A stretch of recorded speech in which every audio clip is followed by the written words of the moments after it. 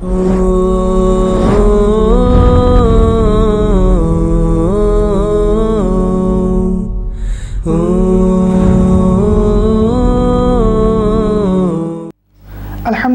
वहदा अस्सलातु वस्सलामु अला मन ला नबिय्य बअदा अम्मा बअद फ़अऊज़ु बिल्लाहि मिनश शैतानिर रजीम बिस्मिल्लाहिर रहमानिर रहीम अस्सलामु अलैकुम व रहमतुल्लाहि व बरकातुहू।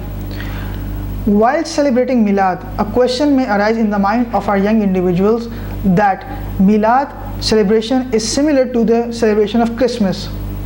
I would like to clear this misconception.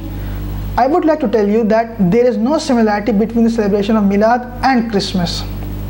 Because Christians, when they celebrate Christmas, they conduct it to welcome Hazrat Isa alayhi salam as the son of God, na'uzubillah. Whereas we Muslims, when we celebrate Milad, we welcome Prophet Muhammad sallallahu alaihi wasallam, not the son of God, na'uzubillah. Secondly, when they celebrate, they plant Christmas trees and wear crosses and indulge in other activities. Whereas we Muslims, when we celebrate, we fast, we pray, we organize religious gatherings, we give charity and do other good deeds to celebrate Milad. Still, if somebody says that Jews celebrate and Christians also celebrate, this celebration is a common ground between both the things, then let me clarify by the help of this hadith. Hazrat Ibn Abbas radiyallahu ta'ala anhu narrates that when the Prophet Muhammad sallallahu alaihi wasallam came to Medina, he saw that the Jews fasted on a specific day, 10th of Muharram. He sallallahu alaihi wasallam asked the Jews why did they fast on that day. They said that this day is of great importance to them because that day Hazrat Musa alayhi salam was relieved from Pharaoh. The Jews expressed their gratitude towards Allah on that specific day by fasting. If it resembled their religion and it was not permissible to celebrate and fast on the same day, the Prophet Muhammad ﷺ would have prohibited us from doing so.